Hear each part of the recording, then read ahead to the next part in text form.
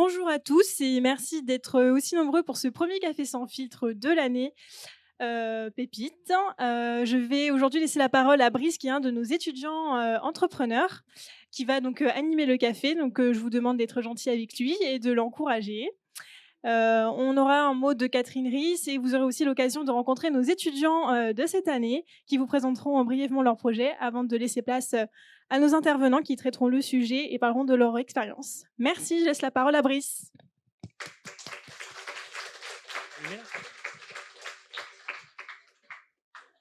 Alors, bonjour à tous. Déjà, je voulais vous remercier d'être là aujourd'hui. Et pour ce premier Café sans filtre, le thème, ce sera l'entrepreneuriat, la course à la créativité. Hum, Au début, nous allons avoir un mot de Catherine Ries qui va vous souhaiter un mot de bienvenue. Ensuite, il y aura les étudiants entrepreneurs qui vont tour à tour faire leur présentation de leur projet. S'ensuit la présentation de Laurent Otonzak, si je ne me trompe pas. Ah, il est là. qui, quant à lui, est entrepreneur, chercheur à l'Université de Strasbourg et enseignant à l'Université de la Nouvelle-Calédonie. Et enfin, il y aura une table ronde avec 3 invités, en l'occurrence Madame Dominique Nixon, gérante de la Vinothèque en Nouvelle-Calédonie, qui est par là. Monsieur Michael Branchereau, créateur et gérant de l'éco-concept store Blue Barrel et BTX à Nouméa, Born to Explore et Kids Concept Store.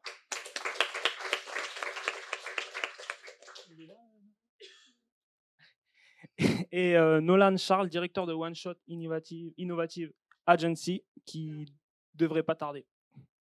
Et enfin, il y aura une conclusion et un café croissant sur la terrasse. Voilà. On laisse la parole à Madame Catherine Ries. Merci beaucoup à vous d'être là ce matin. Ça fait plaisir de vous revoir pour ce premier café sans filtre de l'année avec une équipe renouvelée. Je la présente quand même, elle ne s'est pas présentée, mais tout le monde ne l'a peut-être pas encore rencontrée. Naomi Daculsi, qui est notre nouvelle chargée de mission Pépite et qui est la fée qui va veiller sur cette nouvelle promotion.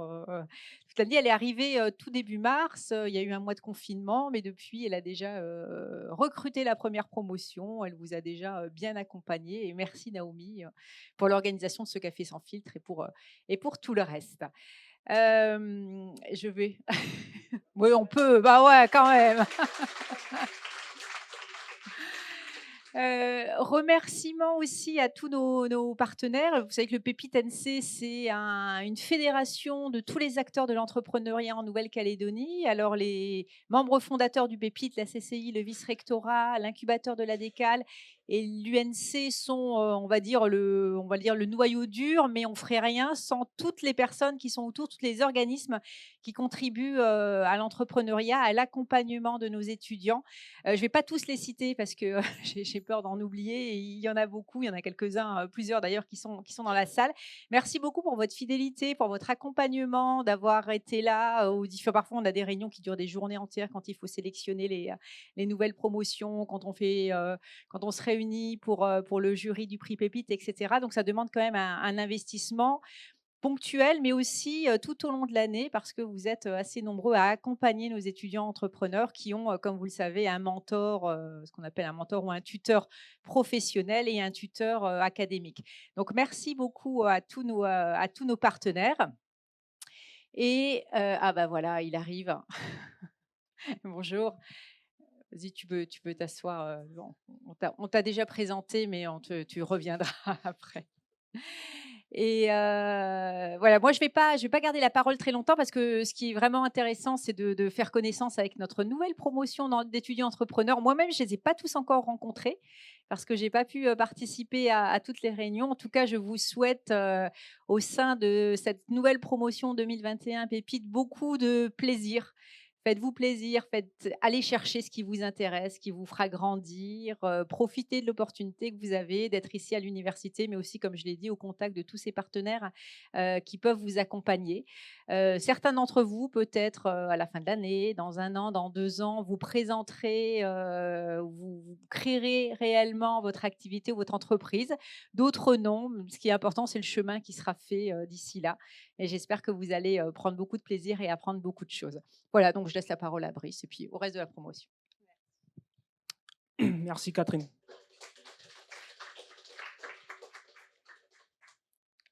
À mes chers collègues étudiants entrepreneurs. Quelqu'un veut présenter en premier?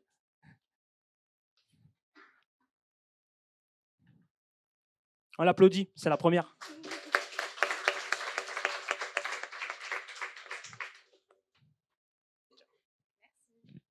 Bonjour, je ne savais pas que j'allais présenter mon projet aujourd'hui, mais voilà, je me prépare. Je m'appelle Manae donc, je suis actuellement agent immobilier en Nouvelle-Calédonie du coup, et je souhaite développer un outil pour aider les particuliers à vendre leurs biens seuls, voilà, sans les agences immobilières du coup.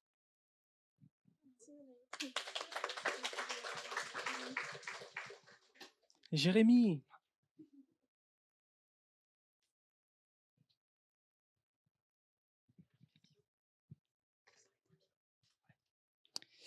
Bonjour à tous, donc moi je suis Jérémy Gnotou, je suis formateur en boulangerie au CFA de la Chambre des métiers de l'artisanat et mon projet c'est de monter les ateliers du boulanger de façon à démystifier le pain et le rendre accessible aux particuliers. Donc mon projet c'est d'aller chez les gens et fabriquer avec eux pour qu'ils découvrent le pain et le savoir-faire. Voilà. Merci. Claire-Lise. C'est qui Claire-Lise? Elle est là. C'est toi, vas-y.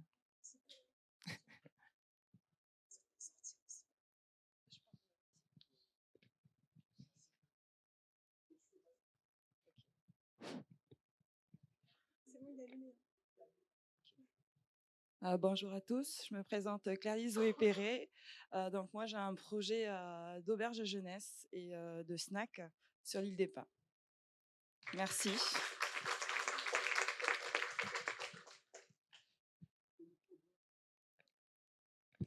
Bonjour, moi je m'appelle Fen et mon projet c'est je sors d'un BTS en hôtellerie-restauration et mon projet c'est de pouvoir ouvrir un food truck avec un nouveau concept, tendance et original, ce qui n'existe pas encore sur Nouméa. Et l'idée c'est de pouvoir la développer après au Vanuatu. Voilà, merci.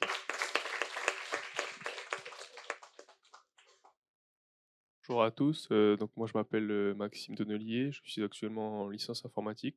Mon projet est de reprogrammer les voitures afin de gagner en performance et en puissance et en couple, etc. Voilà, merci.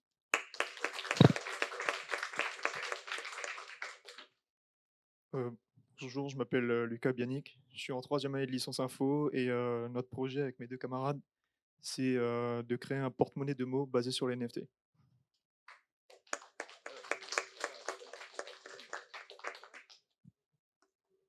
Bonjour à tous, Fanny Nosmas, étudiante en 2e année à l'EGC et mon projet c'est de monter, un bar en 2 facettes avec une partie cocktail et une partie brunch.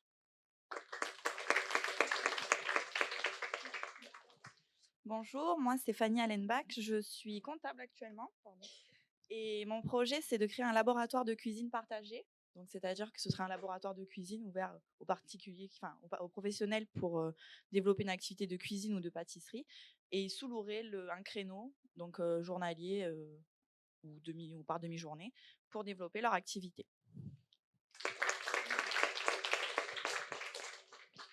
Bonjour à tous, moi je développe une application destinée aux professeurs de mathématiques dans le secondaire et l'idée c'est de faire une IA qui construit les séances à venir pour les élèves. Ah oui, Erwan Kerbrat. Bonjour à toutes et à tous, je suis Huachena, je suis en 3e année de licence géographie et aménagement. Donc mon projet porte sur la production bio et la commercialisation d'éponges végétales. Voilà.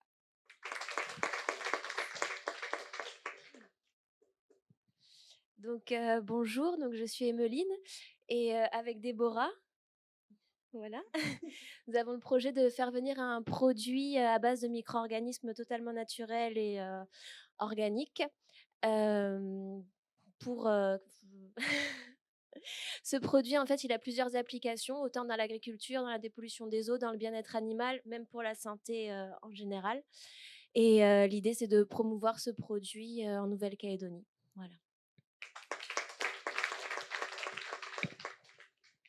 Alors, bonjour, je m'appelle Gina Mouireo et mon projet s'intitule Vision Cal, donc qui a pour objectif la création d'une agence de mannequinat, mêlant cela avec de la formation dans le domaine de la confiance en soi et le conseil lors de la création d'événements ponctuels. Merci de votre attention. Bonjour à tous, je m'appelle Mickaëline Mathieu, je suis actuellement en 3e année de licence informatique mention MIAGE. Je passe la parole à mon binôme.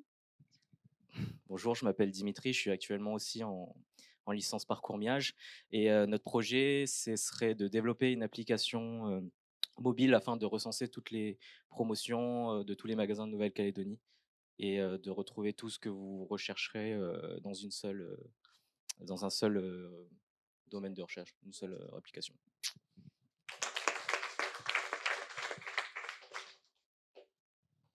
Bonjour à tous, je m'appelle Océane NG. L'année dernière, j'étais en BTS Commerce International et cette année, je me suis orientée sur Pépite. Mon projet se nomme Sweet Art en référence à Home Sweet Home, l'expression, qui signifie on est mieux chez soi. Donc le but, c'est de regrouper les passions et les passionnés dans un lieu convivial et ouvert à tous, tout en proposant de l'apprentissage, de la découverte et de la représentation afin de permettre à chacun de découvrir l'art en Nouvelle-Calédonie tout en se sentant comme chez soi. Merci.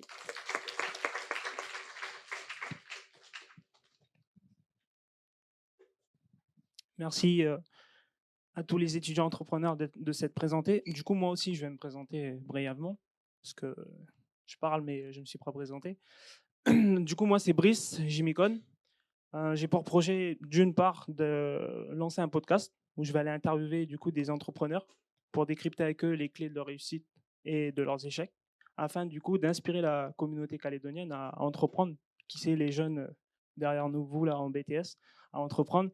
Et par la suite, j'ai un autre projet qui consiste à lancer un service de coaching dans le domaine du réseautage, pour pouvoir notamment soit se créer un réseau ou se connecter avec une personne pour mener à bien soit un projet ou des objectifs. Voilà.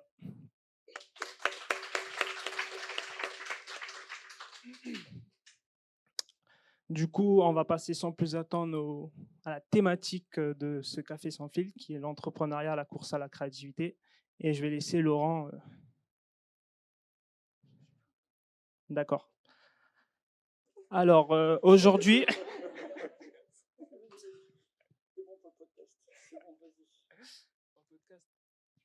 la créativité.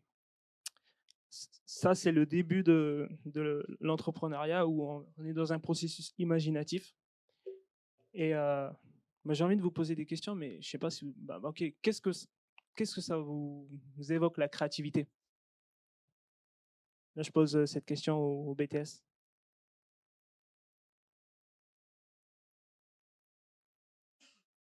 Ah, super.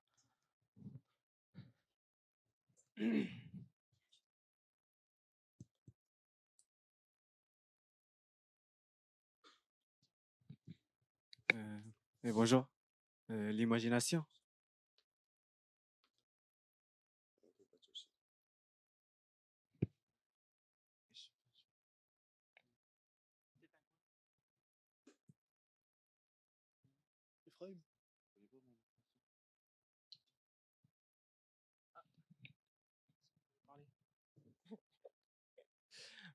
Mais du coup, c'est quoi ton prénom? Ton prénom? Michel. Michel. Merci Michel pour ta réponse, c'est bon?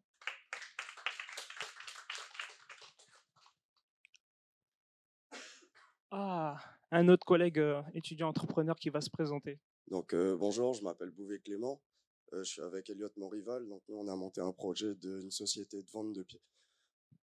Excusez-moi, de pièces automobiles et une société de lavage en parallèle. Donc tout sur le même terrain et on est donc situé au 135 route d'Alenzuata. S'il y en a qui ont besoin de pièces pour leur 4x4. Donc voilà. Merci bien.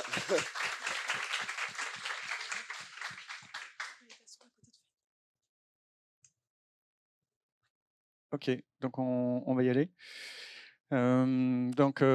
Tenakoto, Tenakatoa. Donc bonjour à tout le monde. Je m'appelle Laurent Tenzak, je suis enseignant ici à l'IUT et aussi je suis aussi étudiant aussi en fait, je suis doctorant en France dans un laboratoire qui s'appelle le Bureau d'études théoriques et appliquées. Et ce que je vais vous parler ou ce que je vais vous citer un petit peu, ça rejoint un petit peu ce domaine d'expertise dans les technologies, dans le management et dans la créativité. Alors, on m'a donné la lourde charge de vous présenter ça. Je crois que j'ai à peu près 1h45 pour tenir, hein, je crois que c'est ça. Donc, préparez-vous pour les pauses toilettes oubliées. Donc, la grande question, c'est est-ce qu'il y a une course à la créativité quelque part dans la notion d'entrepreneuriat? Et puis, il y a une petite sous-question quand même qui est assez importante. C'est cette notion d'innovation ou de révolutionner les choses. Et je vais essayer, en grosso modo, j'ai que 20 minutes pour vous donner une grande image là-dessus, quoi. Donc, soyez indulgents avec moi. Je vais être un petit peu, comment dire ça, très sommaire. Alors, justement, en parlant de sommaire, ma réponse est E. On va voir en deuxième partie non, mais, et la fameuse oui, mais en français, et bref, ben. Et il faut aussi que je vous précise que j'ai passé 17 ans en Nouvelle-Zélande, donc j'ai une perception plus anglo-saxonne du monde de l'entrepreneuriat que française. J'ai 2 compagnies aussi que je gère en Nouvelle-Zélande avec des partenaires essentiellement finlandais. Voilà, donc je suis un petit peu aussi hors des clous au niveau système français, mais je pense que ça peut être une force pour vous aujourd'hui d'entendre une autre voix ou une autre façon de penser. Enfin, j'espère, hein, vous me direz. Alors, j'ai prévu un petit jeu pour... là, j'en ai une cinquantaine de slides comme ça. Voilà, ça y est. Alors, première question. C'est qui ce monsieur? 5, 4, 3. Vas-y. Bien. C'est quoi ton prénom? Sébastien. Merci de prendre des notes. J'ai des cadeaux, hein. Donc, Fleming. Fleming. Alors, pourquoi je vous montre Fleming? Parce que Fleming a découvert... Très bien. Et la pénicilline, ça sert à combattre? Comment? Oui, ça sert à combattre la syphilis, la pneumonie et la méningite, grosso modo, en gros. Il l'a découvert à 47 ans. Avant de commercialiser la pénicilline, ça a pris 17 ans. Et il est mort 20 ans après avoir commercialisé ça. Donc, vous voyez à l'âge à laquelle il est mort. Donc, en gros, il a passé 17 ans de sa vie à développer la pénicilline, la commercialiser. Et donc, on est loin des deadlines de la Covid, là, en ce moment. Et il en a profité seulement une vingtaine d'années. D'accord? On reviendra là-dessus. Deuxième question, c'est qui ce monsieur? 5, 4, 3, 2, 1. James, son prénom? Non? Dyson? Vous connaissez? Monsieur aspirateur. Alors, pour ceux qui ne connaissent pas trop, qu'est-ce qu'il a fait, Dyson? Il a regardé un aspirateur un jour dans sa vie, il s'est dit, ça aspire rien, ça. Il s'est dit, en fait, pourquoi ça aspire rien? Parce que l'air rentre, ça passe dans un sac, le sac il se remplit de poussière, donc ça bouche les micro-trous, donc l'air ne passe plus. Alors moi, j'ai pensé à un autre truc. Il s'est baladé, c'était un ingénieur aussi de formation. Il a commencé comme artiste d'abord, et après il est devenu ingénieur par la suite. Et il a vu une scierie, là où on coupe du bois, et puis il a vu un système d'absorption. Il s'est dit, ben, finalement, en fait, il faut que j'enlève le sac. Et donc, lui, il a mis 15 ans pour développer un nouvel aspirateur. Il a mis 5127 prototypes avant d'arriver à la version commercialisable, etc., etc., etc. Et vous regardez maintenant Dyson, c'est quand même quelque chose d'assez... je vous conseille de regarder sa vie, hein, c'est vraiment quelque chose d'assez extraordinaire. Et je reviendrai là-dessus aussi un petit peu plus tard, mais c'est un type quand même qui est vraiment très bon et qui en a bavé. Allez, troisième question. C'est qui eux? La compagnie, le nom de la compagnie qui représente? 5, 4, 3, ça stresse, hein. 2. Comment? Non. Mais par contre, quand tu perds, tu me donnes un cadeau. Dernière tentative? Non? Oh là là, je vous donne un indice. Mélanie, Cliff et Cameron. Ça vous dit rien? Aïe, aïe, aïe. Ouah Canva! Mélanie, c'est la femme la plus riche d'Australie. Canva, c'est australien. C'est la femme numéro 1 la plus riche d'Australie. Qu'est-ce qui s'est passé? Qu'est-ce qu'elle a fait, Mélanie? Elle était étudiante en design. Elle a regardé un petit peu tous les outils Adobe, donc Photoshop, Illustrator, etc. Elle s'est dit, ouh là là, c'est compliqué ça, j'en ai marre. Moi, je n'ai pas envie de devenir technicienne. Et elle s'est dit, est-ce que je peux inventer un système qui va créer les choses plus facilement, plus convivialement? Elle l'a développé. Ça n'a pas très bien marché au début. Elle a fait plusieurs tentatives. Elle s'est accoquinée de Cliff, avec qui elle est en couple. Et ils ont développé un autre truc qui n'a pas vraiment marché. Et là, ils se sont un petit peu cassé la figure. Et puis, tout d'un coup, ils ont dit, mais en fait, pour que ça marche, il faut vraiment qu'on ait un type qui soit un geek, qui soit un IT. Et ils ont pris Cameron dans l'équipe. Et maintenant, c'est Canva comme vous le connaissez et qui marche super bien. D'accord? Donc en gros, c'est ça. Allez, dernière question. 5, 4, 3, 2, 1. La compagnie, là?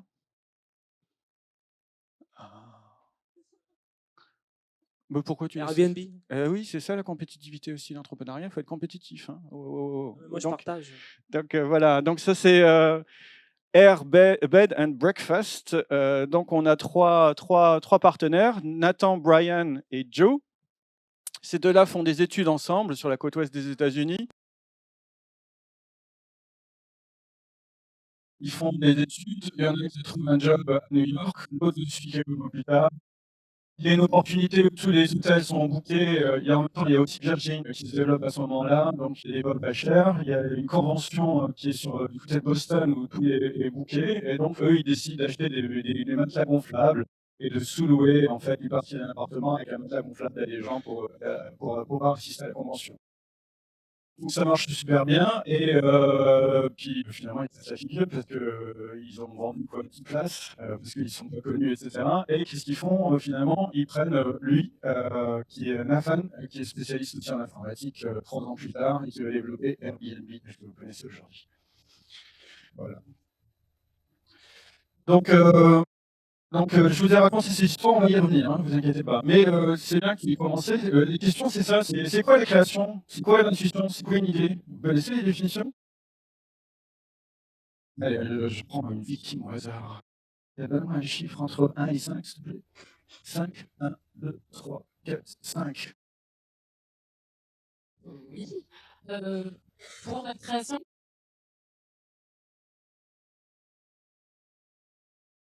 une idée, eh bien c'est l'envie de faire quelque chose.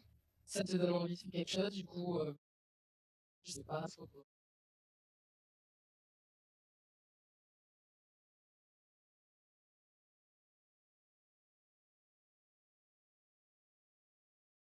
Un peu comme une envie, mais qu'on va faire en fait.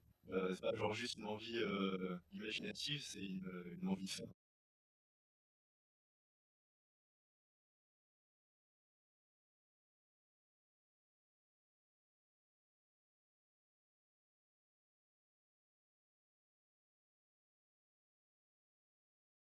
C'est le fait de créer quelque chose de mieux que ce qui existe déjà. Il y a des choses qui sont intéressantes dans ce que vous dites. Alors, je vous invite à vérifier la définition du Robert, la définition du Larousse, et regardez bien ces mots, parce qu'ils sont super importants, surtout à vous, hein, les jeunes entrepreneurs.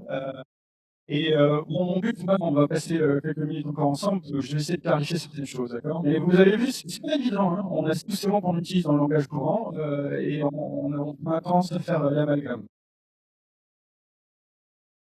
C'est une citation que j'aime bien de Einstein. Je vous laisse lire, hein, vous allez tous lire, j'espère. Et on va revenir à cette notion aussi d'absurdité. Et c'est pour répondre un petit peu à la question. Je fais un grand détour. Donc, c'est mon interprétation qui est basée quand même aussi sur le manuel d'Oslo, qui est basé sur Nesta. Enfin, c'est des sources sûres que je partage dans la présentation avec vous. En gros, au départ, tout le monde a l'imagination, on arrive tous à imaginer, on arrive tous à rêver. D'accord? Donc ça, c'est simple. On a tous des idées. L'idée de faire un plat, de faire un sandwich, l'idée d'aller là, l'idée de prendre un verre avec des copains, l'idée de faire ça. On arrive tous à créer, même les comptables, ils arrivent à créer surtout ma comptable, elle est super bonne, elle me fait éviter de payer plein d'impôts. Donc elle est très créative, ma comptable. Et la notion d'innovation, c'est là que par contre, dans l'entrepreneuriat, ça fait une petite différence, il y a la notion de valeur. Alors, j'ai lu dernièrement dans un interview de quelqu'un qui est bien connu ici, qui parlait de richesse. Je suis pas d'accord avec ça, c'est la notion de valeur, donc c'est-à-dire il y a un plus, il y a une utilité pour quelqu'un, ou alors il y a la notion de scalability, en anglais qu'on dit la notion d'échelle et de vente. D'accord? Donc l'innovation, c'est ça, c'est convertir en fait une création en quelque chose d'utile pour quelqu'un, qui a une valeur, quelque part, intrinsèque ou extrinsèque, psychologique ou financière ou monétaire. D'accord? Donc il peut y avoir aussi un service. Alors il y a de grandes personnes qui ont travaillé là-dessus, dont March en 1991, qui a expliqué un petit peu qu'en gros, il y a deux processus dans la créativité, dans le processus de création, il y a deux grandes phases. Il y a l'exploration, on cherche. Et il y a l'exploitation, donc on essaye de convertir. C'est là la notion des 5127 prototypes. Donc on a une idée, et puis on essaye, et puis on essaye de convertir ça en quelque chose de faisable, de concret. Alors moi je rajoute que là-dedans, par rapport à tout ce que j'ai lu, et notamment par rapport à une psychologue qui était très bien, Teresa Amabile, une femme qui a révolutionné le monde aussi du management au niveau créativité, il y a la notion de diffusion, c'est de commercialisation. Comment vous diffusez votre service, comment vous vous faites connaître, comment vous diffusez vos produits, comment vous êtes sûr que les gens viennent chercher vos pièces de caquettes, chez vous, etc. Donc il y a cette notion-là qui est très importante. C'est pas que d'avoir une idée et de la concrétiser, c'est aussi la notion de la vendre et de la représenter aussi. D'accord ? Donc voilà. Alors, pour ça, il y a quelques types d'innovation, mais j'ai bien compris que vous allez en parler plus en détail, mais en gros, il y a l'incrémental, l'adjacente, la rupture et la radicale. Ah, c'est des grands mots, hein. Alors, incrémental, ça c'est Dyson qui fait des aspirateurs. Donc, il fait un aspirateur, il est en rupture avec le marché, puisqu'il lui dit je fais un aspirateur sans sac. Là, on casse les codes du marché, donc on fait autre chose. On est en rupture. Par contre, il fait 5127 prototypes. Donc là, il fait de l'incrémental. Il fait de petites variations chaque fois. Donc vous avez un iPhone dans votre poche ou un Samsung, c'est de l'incrémental, ça. D'accord? Donc c'est la version S12 de l'iPhone 18000, le Samsung 14000, etc. C'est de l'incrémental. Par contre, au départ, on a une rupture. Mais la rupture, en fait, elle n'était pas radicale. Là, je parlais de la notion de radicale. Il y a beaucoup de gens qui sont sur la notion de l'innovation radicale, selon moi. Et la notion adjacente, alors comme Sébastien, c'est ça, tu l'as très bien dit, la pénicilline, ça la syphilis, le méningite, etc. Mais le mal de tête, c'est un peu trop fort. Alors, ils ont fait l'oxacilline, rien à voir avec l'oxalis en Nouvelle-Calédonie. L'oxacilline, c'est un dérivé de pénicilline, et donc ça, c'est une innovation adjacente, c'est-à-dire quelque chose qui dérive un petit peu, qui a des fonctions secondaires, en fait, pas le produit principal. L'innovation radicale, en ce moment, la celle que j'ai vue vraiment qui soit probante, c'est-à-dire qu'on change complètement les codes, c'est, vous connaissez Amazon, le bouton d'Amazon? Ça vous dit quelque chose? Oui? C'est vrai. Cool. Tu as gagné un cadeau, pas un gâteau. Alors, c'est quoi Amazon? Amazon a décidé pour améliorer ses ventes, il s'est dit c'est trop compliqué que les gens aillent sur leur ordinateur, c'est trop compliqué qu'ils aillent sur le téléphone, c'est trop compliqué qu'ils rentrent à leur carte. Ce que je fais, moi, c'est que j'invente un système, un bouton, simplement un bouton, que je mets n'importe où et je programme en fait sur mon ordinateur une fois pour toutes et je colle un bouton avec un aimant ou avec un autocollant quelque part. Et quand j'ouvre mon placard, que j'ai plus de céréales, j'appuie sur le bouton. Et quand on habite au Japon, on l'a 2 heures après. Parce qu'Amazon livre en 2 heures au Japon. Quand on habite aux États-Unis, on l'a 1 ou 2 jours après. Vous ouvrez votre truc, vous faites votre lessive, pour la lessive, vous appuyez sur le bouton, c'est commande, c'est vous qui décidez combien vous en voulez, une boîte de boîte. Donc c'est du radical parce que c'est une autre façon de penser le commerce, selon moi. Mais je ne vais pas rentrer trop là-dedans. Et aujourd'hui, ce que je vais vous montrer plutôt de mon côté, c'est aussi que avant d'être innovant ou d'être créatif, il y a peut-être des choses à regarder aussi. Donc, en gros, quand on parle d'innovation, on parle d'une configuration de changer des procédés de fabrication, de changer des façons de réseau ou de structuration. L'offre aussi, en fonction des performances de votre objet, etc. Et là, de se focaliser un petit peu plus sur la notion de service de votre client. Et ça aussi, c'est une grosse erreur que j'ai vue avec les systèmes français, c'est qu'on oublie très souvent le client, on pense à soi d'abord, et le client, il devient derrière. Donc j'ai une idée, je la concrétise, je suis content, je me fais plaisir à moi, mais j'oublie que derrière, il y a un utilisateur, il y a un consommateur, il y a des gens qui ont besoin des choses, et voilà, je néglige un petit peu. C'est ce qui fait la force, en fait, d'une société californienne qui s'appelle IDEO, qui parle de la notion de design thinking, donc de penser l'utilisateur avant même de penser le produit, le prend en amont. Ça va? Alors, est-ce qu'il faut être innovant et révolutionner? Non. La révolution, l'innovation, oui, mais la révolution, pas forcément, parce que vous avez vu, radical, rupture, oui, mais vous serez plutôt dans l'incrémental, si vous y arrivez déjà, c'est déjà pas mal. Est-ce qu'il faut aller vite? Vous avez vu, pour faire 5127 prototypes, ça prend du temps. Par contre, aujourd'hui, on est dans le monde du digital, ça va vite, les informations courent très vite. Donc, pour ceux qui veulent faire du real estate, il va falloir faire des prototypes, il va falloir bouger très vite. Si vous avez un business plan sur 2 ans, comme on peut le voir des fois, certains systèmes français, malheureusement, si vous mettez 3 ans pour faire un business plan, faire le prêt, etc., et le temps que vous arrivez ici, vous avez 3 anglo-saxons qui sont passés déjà et qui ont commercialisé le truc. J'ai entendu un mot que je ne citerai pas ici, tu veux dire flûte, zut, d'accord? Voilà, ça marche. Donc ça aussi, il faut faire attention. Donc la vitesse, oui, et non en même temps. Donc voilà. Et la troisième chose dont je voulais parler aujourd'hui, c'est un monsieur qui était très connu à la radio dans les années 50 aux États-Unis parce qu'il racontait des histoires. Et il disait effectivement que ce qui est important aussi, c'est la façon dont vous racontez les histoires, la façon dont vous parlez de votre projet. Alors j'ai demandé à un ami de trahir un secret très professionnel. J'ai enlevé tous les noms, tout ça, ce sont vos projets à vous, les jeunes entrepreneurs, là, les pépites. Et je les ai classés en 3 catégories. Là où, quand j'ai lu le projet, j'ai dit ça c'est la personne qui parle, je vois pas trop le projet, c'est moi, nous, voilà, et puis c'est des choses qui sont un peu vagues. Là il y a le projet, c'est déjà un peu plus neutre, je parle de l'objet, je ne parle pas de moi, je parle de l'objet qui n'est pas fructif pour des gens. Et là il y a un truc que j'ai beaucoup apprécié, c'est une personne ici dans la salle, qui tout de suite, il y a un verbe d'action ici. C'est résumé du projet, c'était ça le titre, et quand j'ai lu tous les paragraphes, ça a commencé par animer, réaliser, faire, courir, et là il y a de l'action. Et ça c'est une grande différence dans le monde anglo-saxon, c'est on convertit les mots en action très rapidement. D'accord. Donc c'est ce que tu as dit, hein, c'est l'intention aussi, c'est la conversion d'une idée en un mouvement. Et ça c'est très important dans l'entrepreneuriat, le mouvement. De ne pas rester statique, de ne pas procrastiner, de ne pas tourner en rond. C'est toujours un mouvement pour nous. Mais, voilà. Donc oui, mais donc il faut savoir bien formuler les choses, et ça prend du temps. Donc par rapport à la course, il faut savoir aussi de temps en temps se freiner et pas simplement dire moi je m'exprime, et comme je m'exprime, c'est bon. C'est-à-dire, non, au contraire, et on en a parlé tout à l'heure en introduction, c'est-à-dire je parle avec des gens, je confronte mes mots, et je prends un peu le temps de discuter, et effectivement, je ne vais pas avoir mon sujet qui va être trahi, mais grâce au feedback des autres, je vais pouvoir améliorer la façon de formuler les choses, et on va progresser. Donc on ne va pas progresser aussi vite qu'on voudrait, mais on veut peut-être mieux progresser. D'accord. Donc ça, c'est aussi ça.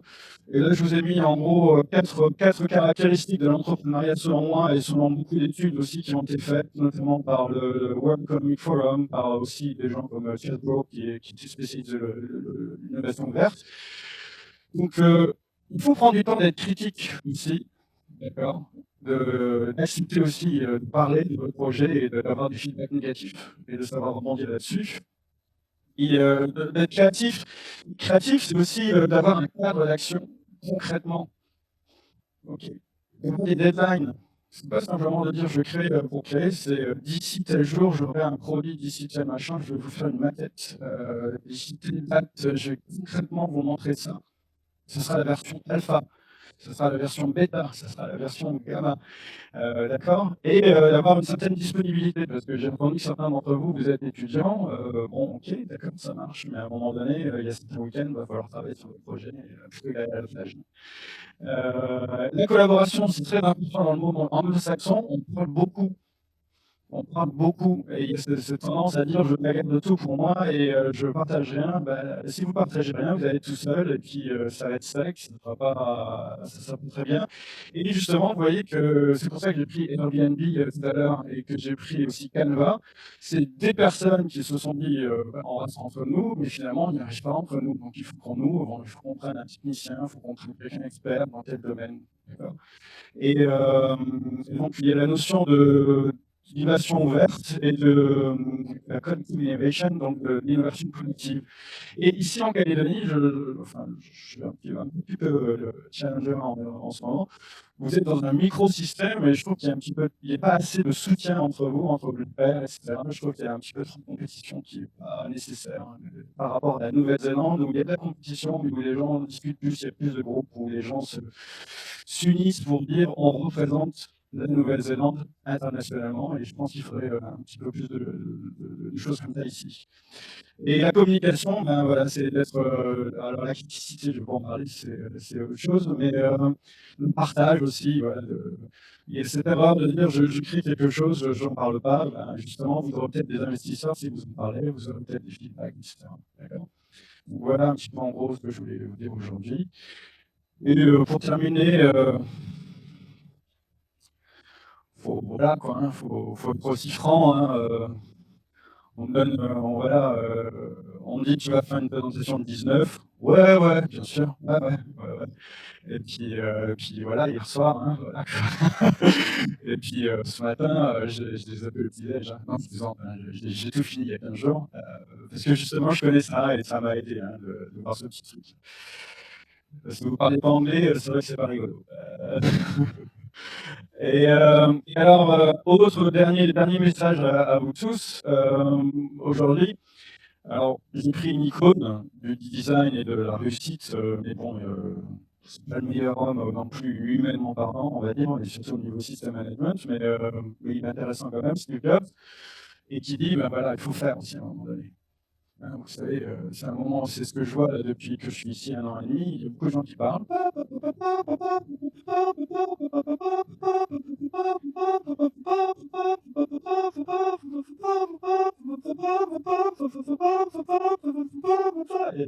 Je vais pas réussir. Et pendant ce temps-là, vous avez un Australien qui est arrivé, vous avez un Néo-Zélandais qui est arrivé, vous avez un Américain qui sont arrivés, qui ont fait leur truc, et puis D'accord. Donc, j'essaie de vous faire rire aujourd'hui. Hein. J'aime beaucoup le système français, on est d'accord.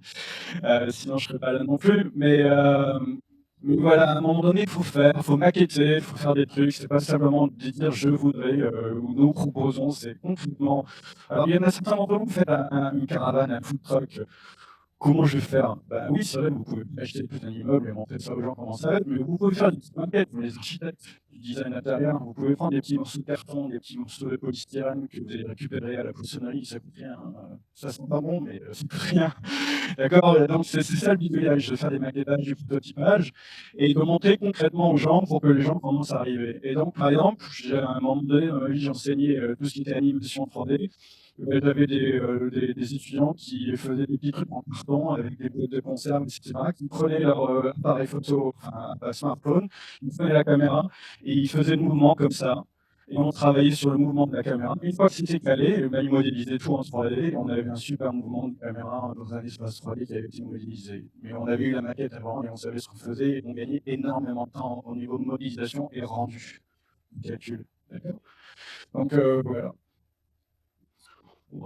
Donc ça, ce sont les références que je partage avec vous. Ça, c'est la présentation. Donc, soit vous flashez le QR code et puis vous l'aurez directement sur votre téléphone, soit vous rentrez le bit.ly 3FR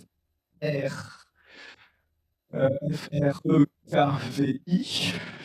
Je vous laisse un petit peu. Allez-y. C'est libre de droit.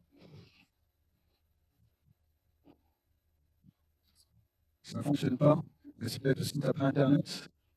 sur son appareil, si vous avez Internet ou pas.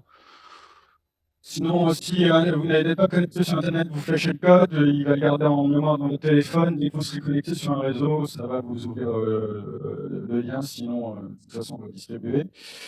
Et je ne prends aucune question. Et, et voilà, et tout à l'heure, on se voit pour un café.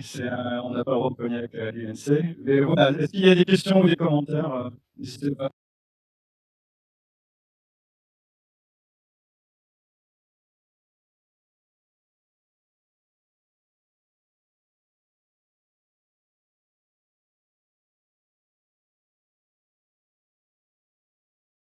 Ouais, non, mais je plaisante. Et justement, voilà. Voilà, alors ça aussi, c'est très bien. L'entrepreneuriat, il y a quelqu'un qui te dit quelque chose, et ben, tu vas obligé d'écouter. Donc, si tu es convaincu que c'est bon pour ton business, c'est le moment de dire, on m'a dit, je pose pas de questions, mais il y a vraiment un truc que j'ai envie de savoir, et je vais casser les codes, et je vais essayer justement d'avoir la réponse que j'ai envie d'avoir. Alors après, il ne faut pas être insistant, hein, mais il faut quand même essayer, justement. Il ne faut pas se décourager tout de suite. Non. Bon, ok, je vous ai séché, désolé. C'est quoi, Erwan? T'as une question?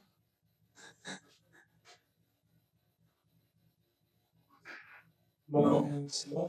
Moi, je voulais juste rebondir sur ce que tu disais à la fin, comme était des carrières. Là. Du coup, je vais inviter là, des étudiants entrepreneurs à lui prouver le contraire et du coup à agir et créer, enfin, vous lancer rapidement, c'est ça. Parce qu'on dit que les Français, ils tergiversent et tout, mais on peut aussi être très compétitif. Oui, oui, on est d'accord.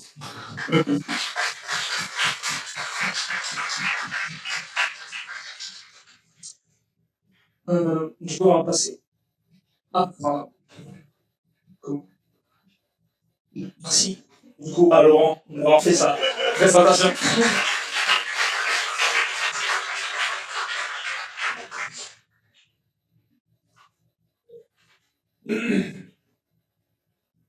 Par la suite, nous allons passer du coup à la table ronde avec nos 3 invités que j'ai présentés en début de séance. Et du coup, nous a rejoint. Je vais vous demander de passer devant la scène. Pour la table ronde, mais présent.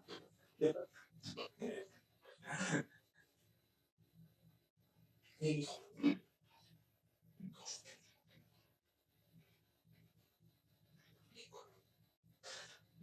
du coup, je vais vous laisser vous présenter. Et ensuite, on va enchaîner avec la créativité, c'est ça? Okay. Je vais vous laisser vous présenter. Bonjour, je m'appelle Dominique Nixon, donc chef d'entreprise calédonienne, parce que je suis née en Nouvelle-Calédonie. Donc je gère plusieurs entreprises. Je suis aussi élue à la CCI, membre consulaire de la CCI, et donc voilà, dans plusieurs domaines d'activité, principalement le commerce et ma société principale, c'est le groupe La Vinothèque. Bonjour à tous, moi, je m'appelle Miguel Branchereau, j'ai 40 ans, j'ai 3 enfants et j'ai 3 gars. Et voilà, je me suis lancé tout seul il y a 5-6 ans dans le commerce en Nouvelle-Calédonie. J'ai fait mon collège et mon lycée ici, je suis parti en France, je suis revenu il y a quelques années. Et voilà, aujourd'hui c'est Bleu Barrel, BTX et la Savonnette à Lambeau. Bonjour à tous, c'est Nolan Charles. Moi, je suis gérant de société, donc plus dans le numérique. J'ai entendu parler d'applications mobiles, etc. Donc forcément, ça me parle. J'ai entendu parler d'intelligence artificielle, forcément, ça me parle. Donc moi, j'ai rejoint le monde, on va dire, je rejoins ma matrice il y a 3 ans. Donc avant, j'étais consultant en marketing, donc je faisais plus des études quantitatives, qualitatives. J'en ai bouffé du Excel pendant 5 ans. Et je me suis dit que c'est pas ce que je voulais faire. Et je suis arrivé sur cette univers de possibilités qui était digitale et numérique. Donc aujourd'hui, j'ai 3 sociétés et je suis community lead aussi de la French Tech, donc membre fondateur de la French Tech qu'on a fait venir il y a à peine 1 an maintenant, donc communauté très naissante. Merci, vous pouvez les applaudir. Merci de garder le micro. Du coup, je vais vous laisser discuter sur le thème de la créativité. Et je vais laisser du coup Nolan Donc là, c'est discussion de livre sur la créativité. C'est ça. Donc, sujet très vaste, je pense qu'on a abordé aussi pas mal de choses qui étaient intéressantes, notamment au niveau des types d'innovation. Parce qu'on dit souvent qu'en Calédonie, on n'innove pas. Or, on a beaucoup d'innovations adjacentes, donc c'est ce qu'on voit la plupart du temps. Donc, je reprends quelque chose et j'essaie de l'adapter en Calédonie. Sauf que, en fait, dans son business model, il y aura toujours une innovation. Une taille critique en Calédonie, on ne peut pas reprendre tout ce qui est à l'extérieur et le mettre ici. Donc, déjà, d'innover sur un business model, c'est une innovation sur. Nous, on a travaillé sur une application mobile qui s'appelle Foodbank. Ça fait 2 ans qu'on en parle.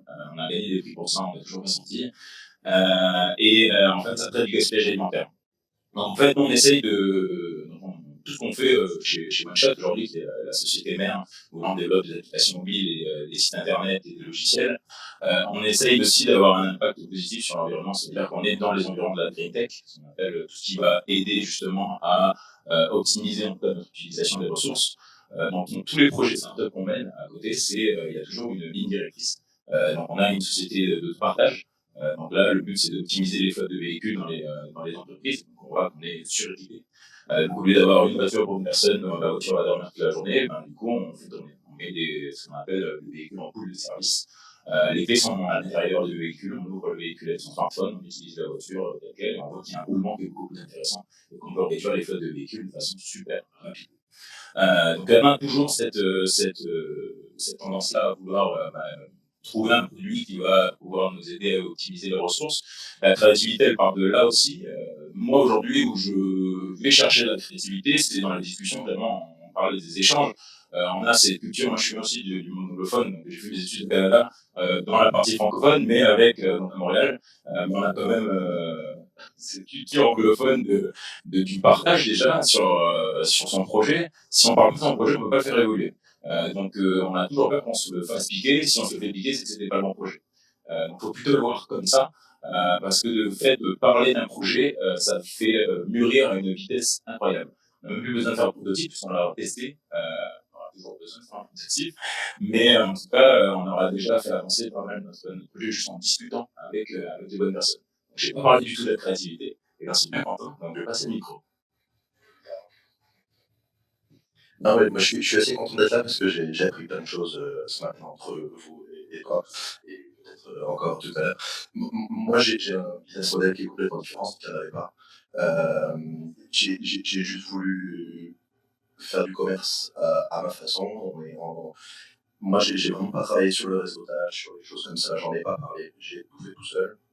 Et j'ai juste voulu montrer un autre aspect du commerce et de vendre les choses, d'apporter les choses et de les vendre ici. La créativité, la mienne, ça serait d'apporter une autre touche de tout ce que vous avez dit tout à l'heure. Quasiment tous vos projets, ils tournent autour ou du digital, ou quelque chose qui va vers le vert, vers le bio, vers quelque chose comme ça. Et clairement, c'est vers là qu'il faut aller. Je pense que la planète entière tourne autour de ça aujourd'hui. Et pour revenir tout à l'heure à la créativité, le côté anglo-saxon, le côté français, tout ça, clairement, allez-y. Faites. Arrêtez de tergiverser, arrêtez de cahier. Faites. C'est en faisant que vous allez vous lourder, et puis vous ferez autre chose. Et c'est en faisant que vous allez rencontrer le succès. Voilà. Merci.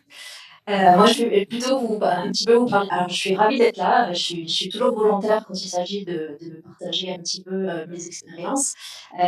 Donc, j'ai un peu le même parcours que vous. Donc, j'ai passé mon bac au lycée La Pérouse, un petit moment de ça. J'ai fait un BTS au lycée Jules Garnier. Je suis partie ensuite faire une école de commerce en France et j'ai fini par un MBA aux États-Unis. Donc, je suis revenue sur le marché de l'emploi fraîchement diplômée. J'ai eu un super job dans une grosse banque de la place avec un plan de carrière tout tracé, extraordinaire. Je me suis retrouvée confrontée à un système de hiérarchie qu'on m'a pas forcément inculqué à l'école.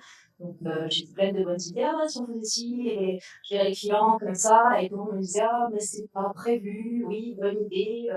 Et voilà, il y avait une espèce de plafond d'air à chaque fois que je soumettais des bonnes idées. Et là, je me suis dit, pas possible, je peux m'en sortir, je m'épanouis pas. Voilà. Donc, je voulais juste vous dire que au bon endroit au niveau épanouissement personnel. Si vous êtes dans la créativité et que vous avez envie de porter des idées, je pense que vous avez choisi effectivement les bonnes filières. Donc je me suis mise à mon compte, j'avais 25 ans, donc compliqué quand on est jeune, au niveau de la portée de ce qu'on présente quand on va vers les banques, les financements, etc. Mais c'est possible, voilà, tout est possible quand on y croit et on a la foi en son projet. Pour parler de créativité dans l'entrepreneuriat, je pense que ça fait vraiment partie de notre ADN. Vous avez tous, voilà, j'ai entendu des idées vraiment top aujourd'hui. Ça fait partie de notre ADN. Après, ce que je voulais dire, c'est que souvent, les meilleures idées sont souvent les plus simples. Là où il faut faire attention, c'est que la créativité, pour moi, est plus dans la mise en place de ces idées. Comment est-ce que vous allez aller sourcer vos clients, comment est-ce que vous allez construire votre business model, comment est-ce que vous allez chercher un financement. Donc ça, c'est vraiment une partie à laquelle vous allez être tous confrontés, c'est important. Donc la créativité, oui, alors j'aime pas trop le terme de course parce que même si on a besoin de compétitivité, vous l'avez rappelé, c'est vraiment important. À force de courir trop vite, on peut aussi s'essouffler, c'est aussi le danger. Mais voilà, croyez en votre projet, portez-le, épanouissez-vous dans ce que vous faites, c'est vraiment important dans le monde dans lequel aujourd'hui on vit. Il faut être créatif, de toute façon, on a un monde qui change tous les jours, hein, on l'a vu avec la crise Covid, nous les chefs d'entreprise, on était obligés de se réinventer avec tous ces gestes de protection, fermer nos entreprises, les réouvrir, les fermer à nouveau, voilà. On a besoin de créativité, c'est l'essence même effectivement de l'entrepreneur, mais pas que au niveau de l'idée. Ça va vous suivre tout au long de votre carrière. Tout ce que vous entreprendrez, que ce soit de la finance, du marketing, vous aurez toujours ce besoin de créativité, mais ça fait, voilà, là où je vous rassure, c'est que si vous êtes là aujourd'hui, c'est que ça fait partie de votre ADN et que vous êtes forcément sur la bonne voie. Merci aux intervenants. Du coup, est-ce que vous auriez des questions à poser aux intervenants? Monsieur Laurent. Oui, merci pour le partage aussi. Et j'apprécie en fait vos trois profils. Par contre, j'ai une question en plus pour Michael. Donc j'entends bien que tu n'es pas discuté de ton business, etc. Mais la question peut-être aussi qui peut être très utile pour les autres, c'est comment tu as eu l'idée? Parce que j'entends bien que vous avez discuté, que vous avez eu des opportunités, surtout à Montréal, voilà, c'est une ville vibrante où il y a des cafés, tout le monde parle d'idées, etc. Donc tu dis, moi j'ai fait tout seul, mais d'où elle vient l'idée? Comment elle est venue? Vous avez 2 heures, hein? C'est bon.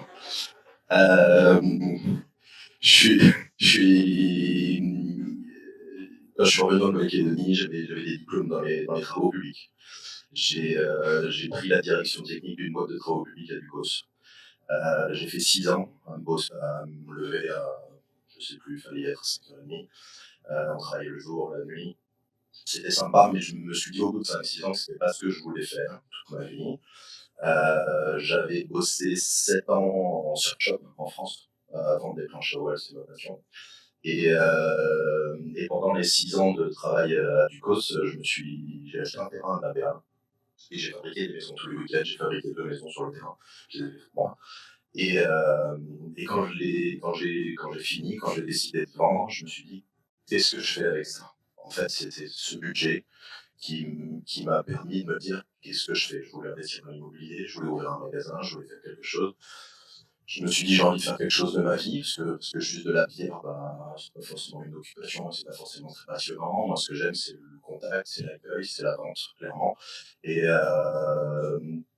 en cochant un petit peu toutes les options, et on en est arrivé au premier plus pareil, et ça s'est fait en une soirée, le logo, le nom et l'idée générale. Alors après, ça fait 5 ans, ça fait 6 ans, donc ça a évolué, ça a grossi, on a pris un axe, on s'est un petit peu diversifié, mais la première idée, elle est sortie d'une réflexion de 2 mois de qu'est-ce que je fais de ma vie, je veux pas que ça continue comme ça, et d'une soirée en me disant feu patate, voilà. Merci. Et du coup, je retourne la question du coup aux autres invités. Comment ça a commencé l'entrepreneuriat, ou est-ce que c'était inné, est-ce que c'était dans le choix de carrière? Je pense que l'entrepreneuriat, la créativité, il il y a une part qui est innée en nous certainement. Voilà, si vous êtes jeune et avec ses envies, il y a une partie innée. Mais je pense aussi que ça peut s'apprendre, la créativité. Voilà, on peut germer des petites graines comme aujourd'hui et grandir avec ces graines. Pour ma part, c'était une toute petite coquille, donc la bibliothèque à l'époque minuscule, un trou dans un mur, comme on dit, qui était en faillite. Donc voilà, je l'ai acheté pour pas grand-chose et je l'ai développé au fil des années. Voilà, il y a 4 boutiques de bibliothèque aujourd'hui. Merci. Comment c'est venu moi, je pense que c'était inné. Hein. Je voulais pas faire carrière. J'allais à Montréal pour faire des études pour l'entrepreneuriat. Donc, j'avais vraiment une ligne directrice. Mentalement, j'ai monté ma première société qui était justement, c'est marrant parce que ça rejoint exactement ce que fait Blue Barrel aujourd'hui. Je faisais venir des coques en bois, des lunettes en bois, tout ce qui était éco-friendly. Donc, et en fait, on avait un business model qui était particulier, on n'avait pas de shop. Et en fait, on faisait du déco-vente dans plusieurs boutiques. Donc, on a fait ça pendant 3 ans avec 3 de meilleurs potes. On a arrêté pour éviter qu'on soit plus meilleurs potes. Donc, on a vendu la société, on a tout fermé. Et du coup, j'étais en parallèle de mon retour de Montréal. Quand j'ai rejoint la boîte dans laquelle je travaillais, j'ai passé 5 ans, je suis devenu associé de cette boîte-là. Et au bout d'un moment, je me suis dit, qu'est-ce que je fais? J'ai tourné en rond. De la première année, je tournais en rond déjà. Mais je savais que c'était super formateur parce qu'on apprenait plein de choses, on avait énormément de réseaux. Donc j'ai continué. Et au bout de 5 ans, je passe associé, c'était vraiment mon objectif. Et je me suis dit, ok, qu'est-ce que je fais maintenant?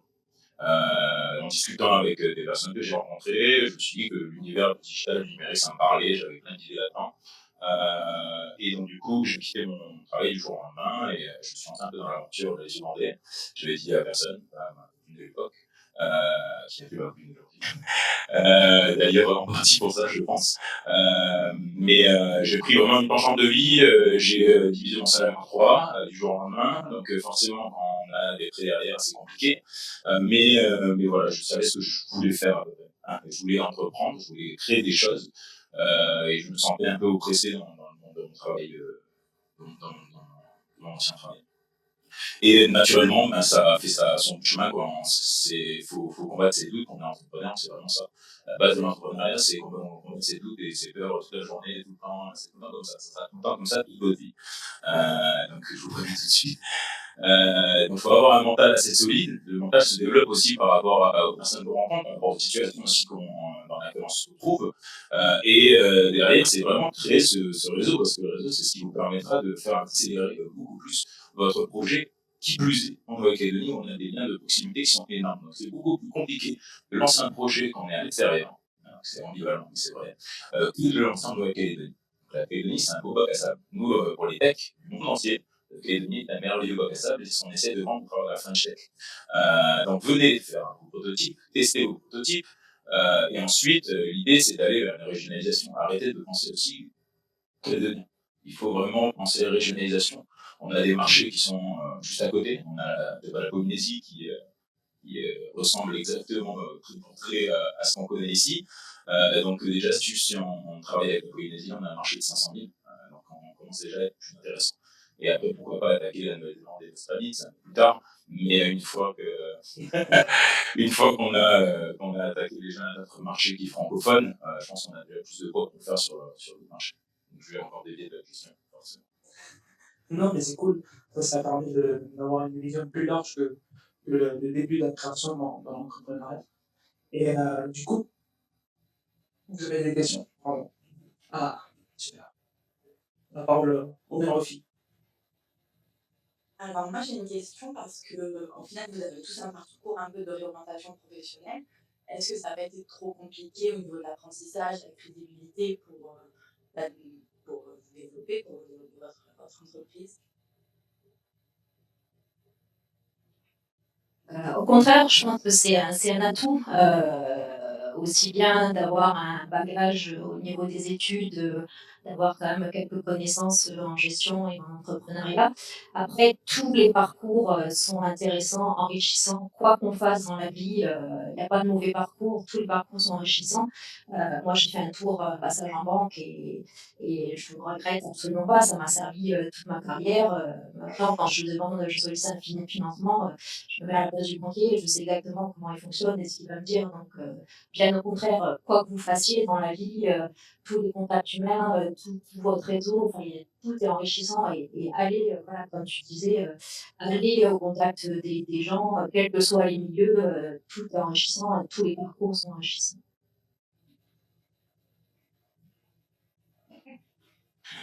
C'est quoi la question déjà? Pardon, je me suis perdu dans le... Ah oui. Peut-être au début, ouais. Au début, clairement, quand tu arrives, moi j'arrivais du monde des études, donc chiffres sur un monde numérique assez ouvert, et forcément, quand tu arrives et que les gens te parlent de codage, de framework et tout ça, qu'est-ce que c'est? T'es un peu perdu. Mais en fait, c'est la notion de créativité, elle est liée aussi à la notion de curiosité. Donc, si jamais derrière tu regardes ce que tu ne connais pas, moi j'ai toujours aimé regarder ce que je ne connaissais pas, je venais de tout faire. Donc, naturellement, en fait, tu commences à prendre confiance en soi, avant toi. Et si tu prends confiance en toi assez rapidement, dans la discussion, c'est naturel, les gens ils vont pas voir que tu viens pas de ce milieu-là. On m'a jamais dit, voilà, t'es pas assez technique et tout. Je suis pas technique, de toute façon, je suis pas là pour faire des techniques, je m'appuie sur des techniques. Mais derrière, il faut juste savoir de quoi on parle, c'est surtout ça. De pouvoir parler avec n'importe qui, de n'importe quoi. Je pense que c'est important dans la société qu'on vit aujourd'hui, et puis même quand on est entrepreneur, quoi. De pouvoir au moins comprendre son technique d'être, en mon cas, c'est ça, et de pouvoir échanger avec ça. Non, moi, par rapport à la question, je pense que c'est une force d'avoir une expérience salariée avant. Maintenant, c'est pas une obligation non plus. La force, la mienne, si je parle de mon cas, c'est de me dire je veux pas ça. Donc du coup, je donne tout pour me proposer autre chose. Maintenant, comme tu disais tout à l'heure, c'est si vous êtes là-bas, c'est que vous allez le faire. Ou ce que vous êtes en train de dire, ou autre chose, mais on parlait de l'ADN, si vous avez envie de créer, si vous avez envie de faire quelque chose de votre vie et de diriger une entreprise, vous allez le faire, ça fait partie de vous, et que vous ayez eu une expérience avant ou que vous vous lanciez directement, c'est la volonté qui va faire le reste. Maintenant, je pense que c'est une force dans le sens où on va acquérir des compétences. On va acquérir une façon de penser qui se dit c'est pas ça que je veux. Ça peut aider dans tous les cas, je pense.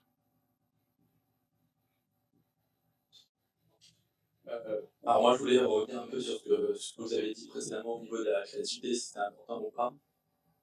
Et c'est vrai qu'avant que j'en sache un peu plus sur l'entrepreneuriat, j'avais déjà une opinion sur ce que c'était quand j'étais notamment au lycée ou même à la fac. Pour moi, c'était la chose la plus importante, c'était la créativité. En fait, avant de se lancer dans ça, pour moi, il fallait trouver une idée sur ce que c'était, qu'est-ce que je vais faire, qu'est-ce qui va fonctionner, qu'est-ce que ça va vendre, en fait. Et au final, je me suis rendu compte que c'était pas forcément le plus important, mais c'était, voilà, comme vous dites, c'était de faire ce qui nous plaît, faire une passion, en fait, et de la mettre de faire notre activité. Et en fait, grâce à ça, de faire notre passion, en fait, on va jusqu'au bout des choses. C'est là que, en fait, on développe notre créativité, parce que comme on est passionné, comme on veut que ça marche et que ça fonctionne, là, on fait travailler nos ménages, on fait travailler la compétition. Et là, on développe quelque chose, et c'est comme ça qu'en tout cas, moi, je vois la chose, et là, on l'avait un peu fait réaliser. Et la créativité, en fait, vient, je dirais, après, en fait, notre passion, en fait, une fois qu'on l'a trouvée. Ouais, je suis tout à fait d'accord avec toi. En fait, la créativité, elle vient après. Moi, je sais que je pars d'une problématique, et je sais que pour y répondre, je vais essayer d'être créatif. Mais avec toujours la même ligne directrice que je disais tout à l'heure, dans le green tech, dans le social tech, sur quoi on bosse aujourd'hui, je sais qu'on a envie d'optimiser les ressources, que ce soit les ressources d'un bâtiment, que ce soit les ressources d'une voiture, que ce soit les ressources agricoles. Enfin, c'est toujours le même procédé, le même objectif, mais derrière il y a toujours cette notion de créativité sur comment je vais arriver à mon objectif. Ça peut être, c'est exactement ce que tu as dit, c'est une fois qu'on déclenche cette passion-là, on va tout faire pour pouvoir découpler ou pouvoir démembrer, on va dire, ce petit puzzle au fur et à mesure. Et c'est en faisant justement ces petites étapes-là qu'on va arriver à d'autres choses et arriver à avoir un produit qui va être encore plus fini que ce qu'on avait pensé au départ. Donc, je suis tout à fait d'accord. Très clairement, je pense que c'est la passion et l'investissement que vous allez mettre dans vos projets. Tout à l'heure, tu parlais de disponibilité des week-ends, les étudiants et tout ça. Bon, sachez que je pense qu'on sera tous d'accord. C'est 24, 7 sur 7, 365 sur 365, clairement. Quand vous offrez un week-end, c'est cool, mais c'est rare. Et du coup, il faut que ce soit passionnel parce que vous allez y passer un temps fou. Et pour que vous en sortiez du fric et du bonheur, il faut que vous ayez une approche sentimentale de votre projet, clairement. Et la créativité, alors, je pense qu'il y a deux trucs. Je pense que dans le digital, il y a quand même, on parlait tout à l'heure de Airbnb et tout ça, c'est quand même des étincelles où le mec dit, bah, évidemment, pourquoi pas. Enfin, et là, la créativité prime sur la suite. Maintenant, effectivement, la Calédonie, on en parlait tout à l'heure, elle est ouverte, elle est facile, on peut se lancer. Le côté bac à sable, moi je dis souvent que c'est une mare, que c'est une petite mare et que quand on jette un caillou, tout le monde mouille.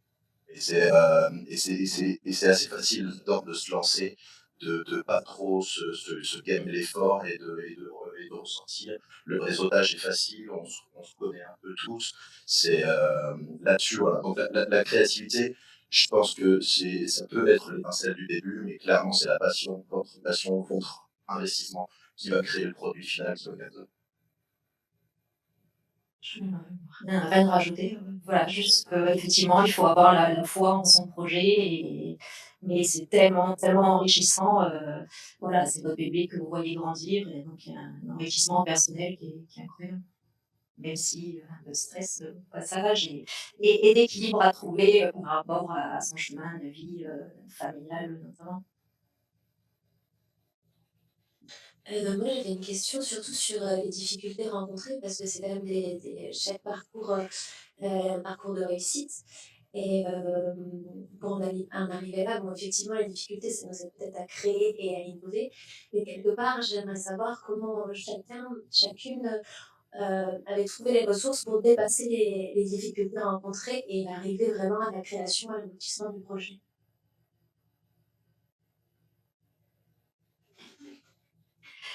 C'est un chemin, voilà, quand je disais que c'est presque une profession de foi, voilà, quand on croit en son projet et on parlait d'ADN, on sait que de toute façon, enfin, moi, personnellement, je savais quand j'ai commencé à être entrepreneur, même si effectivement au début c'est compliqué, hein, faut pas croire que si on a des réussites aujourd'hui, que ça a toujours été facile.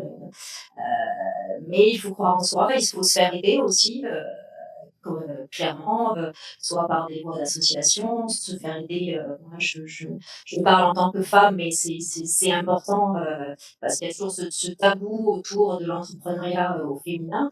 Là, je suis là aujourd'hui, on peut le faire, mais effectivement, il faut croire en son projet et il faut se faire aider. On reste des humains comme des autres. C'est important de se faire aider, que ce soit personnellement ou financièrement, bien sûr. Alors, moi, je pense que tu vois la difficulté. Moi, je parle plus d'étapes. Il faut voir ça comme des problèmes rencontrés, c'est comme des cases à cocher. Alors, je parle de mon expérience, mais j'en ai pas eu des masses. Ouvrir un commerce, c'est trouver des marques importées, c'est trouver un local, c'est plein de petites choses, mais il faut pas les voir comme des difficultés, il faut les voir comme des marches à monter pour arriver à la création de ton projet.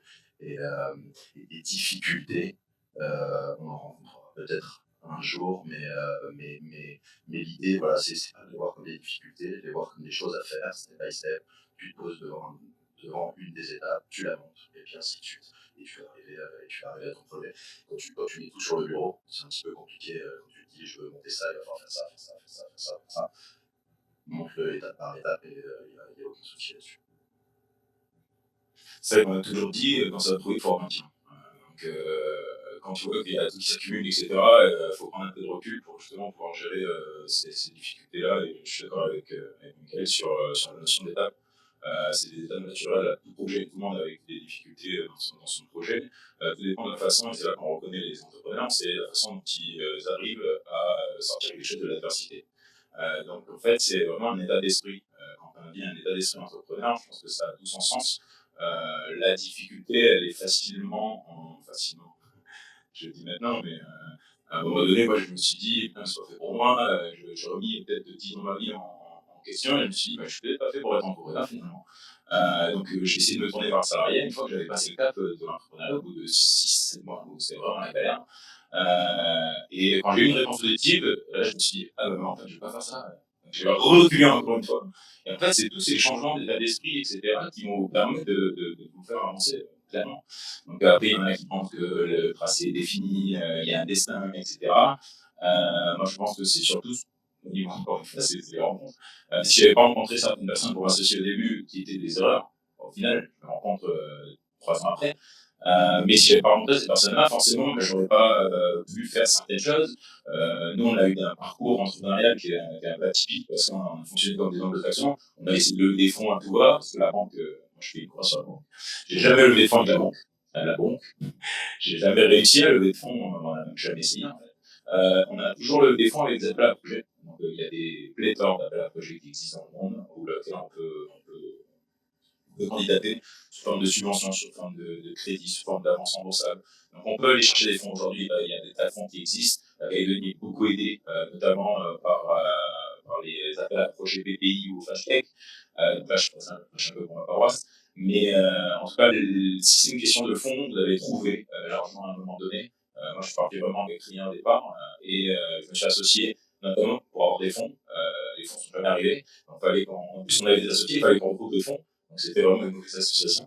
Mais au final, c'est une difficulté aussi, une étape, on l'a passé, ok, qu'est-ce qu'on fait maintenant qu'est-ce qui s'ouvre à moi, c'est vraiment de prendre du recul sur toutes les difficultés. Il y en a qui s'est beaucoup submergé par l'accumulation en fait, de difficultés, et à un moment donné, je peux plus réfléchir, c'est impossible, tu as tellement de trucs sur la tête que c'est impossible à réfléchir, donc c'est vraiment prendre du recul, d'aller consulter des personnes aussi qui sont entrepreneurs, enfin, moi, on m'apporte toujours ouvert pour les personnes qui veulent échanger, parce que je sais qu'il faut échanger.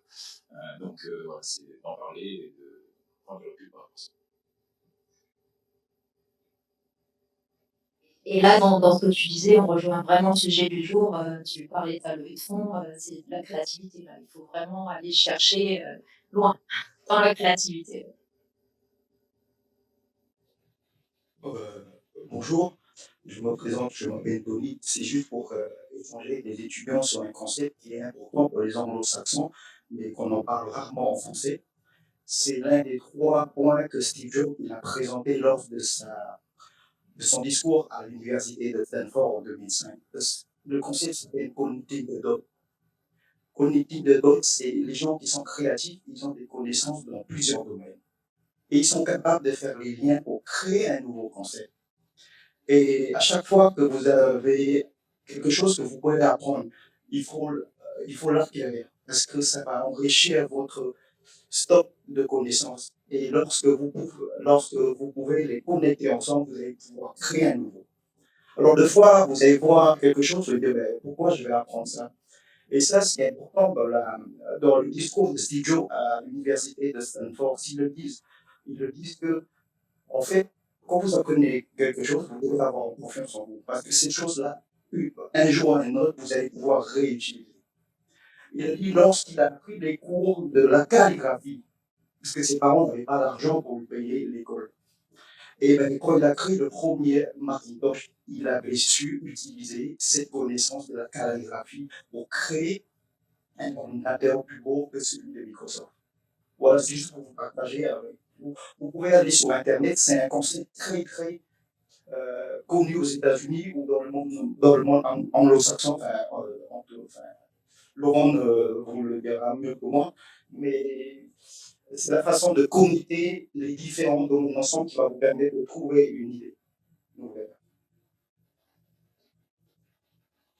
Bonjour à tous, merci pour votre partage et votre transparence. Merci vraiment, ça me fait plaisir de te revoir. Ça fait 2 ans déjà et chaque était là, donc on prendra rendez-vous. En Nouvelle-Calédonie, en fait, on a souvent peur de parler de notre idée parce qu'on a peur de se la faire piquer. On sait bien ça, on est pour la plupart d'entre nous dans les Canadiens. Comment est-ce que vous pourriez, et je suis d'accord sur le fait qu'il faut énormément échanger sur son projet, comment est-ce que vous feriez pour convaincre justement les jeunes entrepreneurs qui sont devant vous de baisser la garde et de dire ah, ok, on va parler de notre projet, on va se confronter à des avis, des feedbacks qui sont parfois négatifs et qui vont nous apporter quelque chose justement qui va nous permettre de construire mieux notre argumentaire. Qu'est-ce que vous leur donneriez comme conseil pour faire baisser cette barrière? Merci Thomas. NDA, un NDA, un truc de confidentialité justement pour en discuter peut-être. Non-disclosure agreement. Donc c'est un... En français? Tout de confidentialité, merci. Des fois j'ai les acronymes mais j'ai pas ce que ça veut dire. Non, il y a ça qui existe, hein, clairement. Demain, si vous voulez discuter de votre projet avec une entité, peut-être une entreprise, il y a des clauses de confidentialité qui existent, qui vont stipuler un peu tout ça. Mais au-delà de ça, moi je pense qu'on a tous une étoile, moi je pense ce principe-là. Donc le fait d'en parler, si je me fais piquer l'idée, ben, je me regarde et puis ça sera tout. Je parle vraiment de ce principe-là. Si vous devez baisser votre garde aujourd'hui, c'est compliqué comme question. C'est super compliqué parce que peut-être à l'époque je l'aurais pas fait, ouais. Franchement je l'aurais pas fait et je pense que je l'ai pas fait au début et c'est ce qui m'a valu d'attendre peut-être 1 an et demi pour pouvoir vraiment créer l'ensemble de mes projets. C'est venu au fur et à mesure assez rapidement. Et je regrette de ne pas avoir justement pu échanger sur mes projets parce que je pense que le premier projet qu'on a voulu pousser, on a attendu 1 an avant d'en parler. Et au bout d'1 an, le projet il ressemblait plus à rien. On avait eu des feedbacks différents et en fait on s'est dit ouais, on n'attaque pas du tout le même marché. Ce qui nous a permis de pivoter en fait. On a pivoté complètement sur un projet. Là où j'avais levé des fonds justement auprès d'un investisseur. Donc j'avais vendu un business plan d'un investisseur. Il nous avait fait confiance et je suis après je lui ai dit bah on va pas faire du tout ça en fait. Là je peux même pas faire business plan parce qu'on est complètement dans l'innovation. Est-ce que tu es chaud pour continuer avec nous? Et il nous a dit oui parce qu'on a réussi à le convaincre. Et le fait d'avoir parlé de ce projet-là avec des gens autour, que ce soit des entrepreneurs, que ce soit des futurs clients, que ce soit vraiment notre cible, bah, ça m'a permis de reconstruire un projet. Et aujourd'hui, bah, c'est une startup qui fonctionne pas mal. On va s'installer en Polynésie. C'est bien que 2 ans après, l'investisseur est content de nous avoir fait confiance. Et si on n'en avait pas parlé, bah, on ne serait jamais arrivé là. Donc l'échange et l'échange. Voilà. Moi, je vais pas être très fort sur cette réponse parce qu'en Nouvelle-Calédonie, on en parlait tout à l'heure, c'est un avantage parce qu'on est sur un marché restreint, on se connaît tous, on peut tous s'aider à un moment donné, mais par contre, sur cette question-là, pour moi, ça pose un léger problème.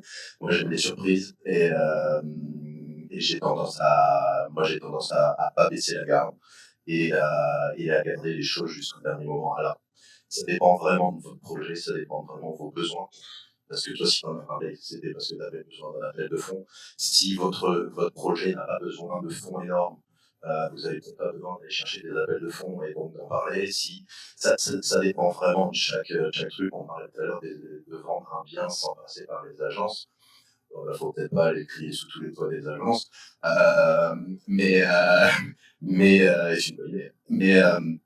Mais voilà, moi je ne vais pas répondre dans la positive dans le sens où je pense qu'en Calédonie, on a cet avantage d'être petit et de pouvoir aller vite, tenter des choses et tout ça. Par contre, on est aussi, on est petit et tout se sait très vite. Et une bonne idée peut vous passer aussi sous le pied parce que, alors tu dis, je suis d'accord avec ça, que si on capte l'idée, c'était pas une autre, on en aura une autre, mais des fois ça fait quand même un peu, ça fait chier. Après, je pense que rares sont les idées brutes qui sont forcément les bonnes dès le départ. Une idée, aussi merveilleuse soit-elle, elle a besoin de mûrir et d'évoluer. Voilà, tu disais, tu as changé de voie 15 000 fois. Et c'est en enrichissant cette idée et en la partageant et en la faisant vivre qu'elle évolue dans le bon sens et qu'elle va vers la réussite. Donc, c'est probablement un mal nécessaire. Pour rajouter peut-être une chose aussi, moi c'est vrai que j'essaie d'être vraiment digital et numérique et tout, donc on a une idée, bref, on passe à autre chose, puis ça va super vite.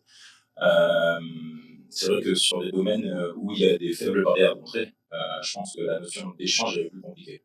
Quand on sait que derrière, on peut facilement nous reprendre une marque, qu'on peut nous reprendre un concept de magasin, etc., je pense que oui, il a des notions de secret. Il faut en divulguer, mais pas trop. C'est ce que je fais très bien sur la communication barrière quand tu lances quelque chose. Mais sur des domaines un peu plus numériques, digital, etc., la barrière à entrée, c'est la technique et la façon dont vous allez construire votre projet. Donc, je pense que les barrières sont un peu plus importantes. Donc, tout dépend de votre projet. Je suis entièrement d'accord avec toi. C'est vrai que je me suis un peu emballé parce que moi, j'avais mon spectre digital. Mais il faut mesurer, il y a quand même un aspect stratégique derrière tout ça. C'est la façon dont on va aborder ou parler de son projet. Il faut en parler aux bonnes personnes. Ça, c'est souvent le plus dur. À qui faire confiance, c'est souvent le plus dur. Mais on va forcément faire des erreurs. À nous d'en distiller aussi ce qui est nécessaire pour faire avancer notre projet. Donc, j'ai pas besoin de lui donner mon business plan pour qu'ils comprennent mon projet. J'ai besoin qu'ils me disent, voilà, ok, vise plutôt ce segment-là, quel segment de viser, mon lancement, je le fais comment, ou même mon projet, ça va parler de ça, voilà, ma cible, elle est là, c'est tout. Je rentre pas dans la technique, je rentre pas dans le détail. On peut parler de votre projet sans en parler. Mais, donc, je suis moins positif que tout à l'heure. Merci.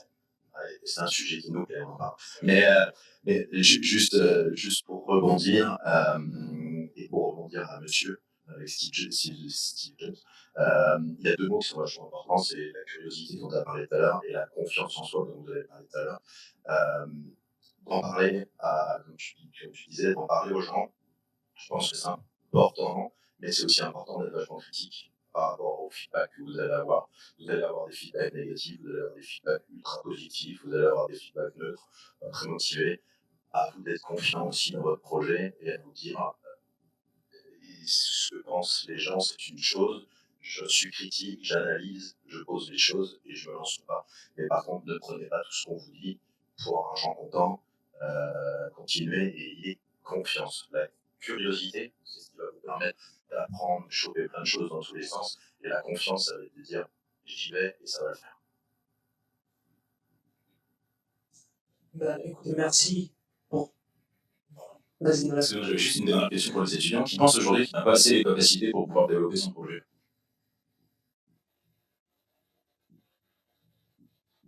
Il n'y a qu'une personne sur toute la promo qui pense ça.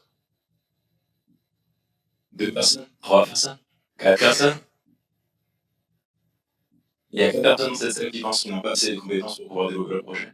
Dans quoi vous avez pensé ça? Qu'est-ce qui vous manque, vous pensez aujourd'hui?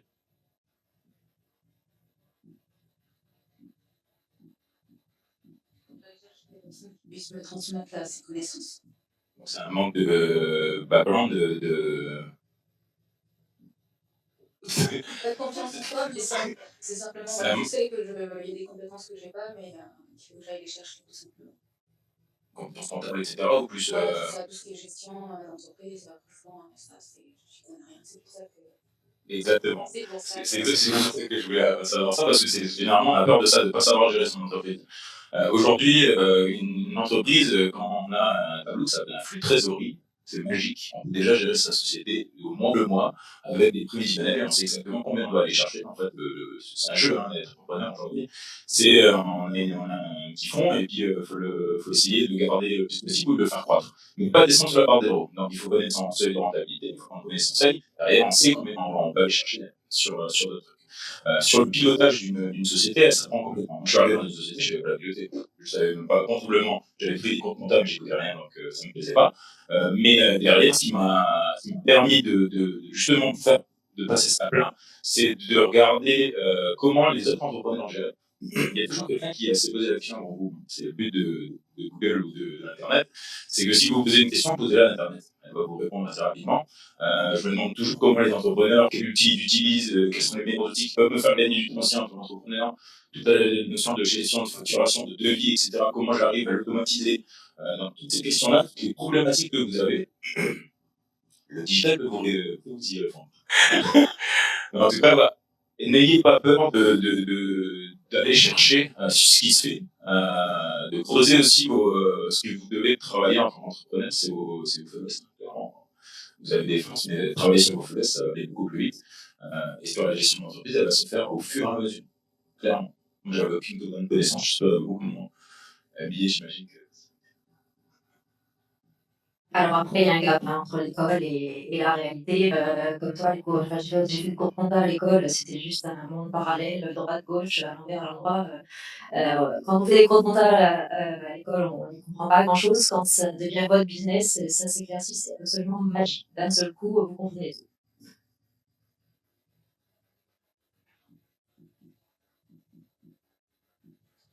Je crois que le monsieur avait un dernier mot à ajouter. Bonjour à tous. Il y en a certains qui me connaissent. Je suis Yann Lucien, président de la CPME, Confédération des petites et moyennes entreprises. Alors vous êtes tous bien optimistes et je vous encourage à l'être. Et pour être entrepreneur, il faut être optimiste. Mais rappelez-vous que vous allez forcément, certains d'entre vous, vous casser la gueule. Et ça, ça arrive. Mais souvent, les Français disent que c'est un échec quand on se casse la gueule parce qu'on n'a pas réussi, parce qu'on n'était pas bon, parce qu'on n'était pas préparé. Voilà. Les Américains, eux, ils disent que c'est de l'expérience. Ça fait toute la différence. Ne refaites pas les erreurs que vous avez faites la première fois. Si vous n'avez pas été bon en compta, prenez un compte. Si vous n'avez pas été bon en, je sais pas, dans la partie dans laquelle vous avez choisi, changez de position. Voilà. Changez la façon de faire. Voilà. Mais je vois que vous êtes toujours plus nombreux les uns que les autres, toujours aussi jeunes et toujours souriants. Et j'ai vu vos projets parce que j'ai assisté à votre sélection. Oui, il y a quelques idées qui tiennent la route. Et je vous félicite encore une fois et je vous encourage. Et je vous rappelle qu'en plus des chambres consulaires de la CCI et de la CMA, il y a des fédérations patronales qui sont là et qui peuvent vous accompagner dans divers domaines, ne serait-ce que rencontrer d'autres chefs d'entreprise pour leur apporter leur expérience. Voilà. Merci à tous et bon courage.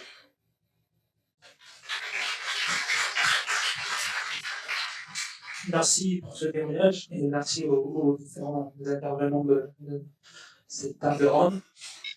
Du coup, je vais vous annoncer le prochain Café sans fil qui se tiendra le 21 juillet 2021 de 8h à 10h. Et la thématique, ça sera réussir son projet, les clés du succès. Donc, je vous invite à participer au prochain Café sans filtre. Et si vous connaissez des personnes qui pourraient intervenir sur ce domaine ou vous-même voulez intervenir, vous pouvez vous rapprocher auprès de Pépite en les contactant à travers cette adresse mail pour pouvoir participer.